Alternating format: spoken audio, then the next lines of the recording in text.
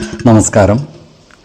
വേദാംഗ ജ്യോതിഷത്തിലെ അമൂല്യമായ അറിവുകളും ആധ്യാത്മിക ജ്ഞാന ഉപദേശങ്ങളും പകർന്നു തരുന്ന പ്രശാന്തം ആസ്ട്രോ ചാനലിലേക്ക് ഏവർക്കും സ്വാഗതം. ഈ ചാനൽ ഇതുവരെയും സബ്സ്ക്രൈബ് ചെയ്യാത്തവർ ഇപ്പോൾ തന്നെ സബ്സ്ക്രൈബ് ചെയ്യുക. നോട്ടിഫിക്കേഷൻ ലഭിക്കുന്നതിനായി ബെൽ ബട്ടൺ അമർത്തുമല്ലോ. ഒപ്പം ചാനൽ ലൈക്ക് ചെയ്യുക, ഷെയർ ചെയ്യുക, കമൻറ്റ് ചെയ്യുക. കൊല്ലവർഷം 1199 കർക്കിടക സംക്രമം വിശാഖം നക്ഷത്രത്തിലാണ്.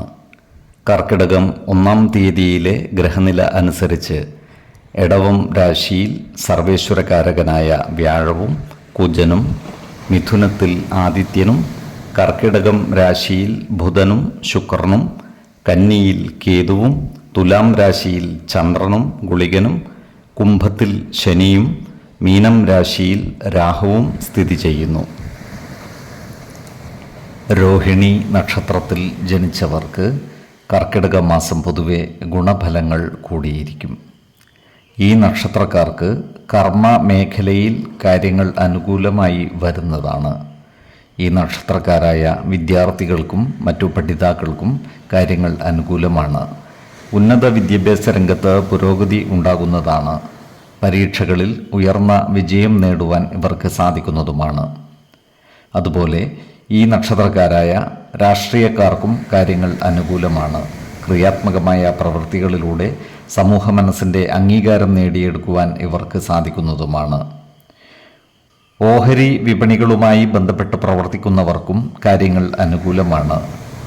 ഓഹരി വിപണികളിൽ നിന്നും സാമ്പത്തിക നേട്ടം കൈവരിക്കുവാൻ ഇവർക്ക് സാധിക്കുന്നതുമാണ്.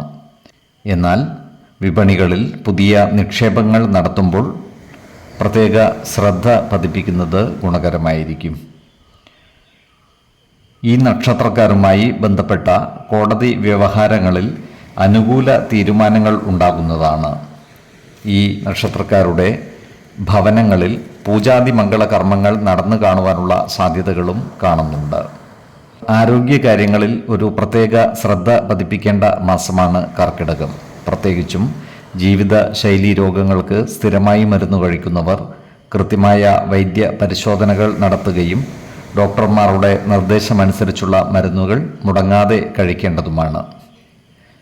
പോഷക സമൃദ്ധമായ ആഹാരം കഴിക്കുകയും ശരിയായ വ്യായാമവും വിശ്രമവും നൽകി ശരീരത്തെ പരിരക്ഷിക്കേണ്ടതുമാണ്.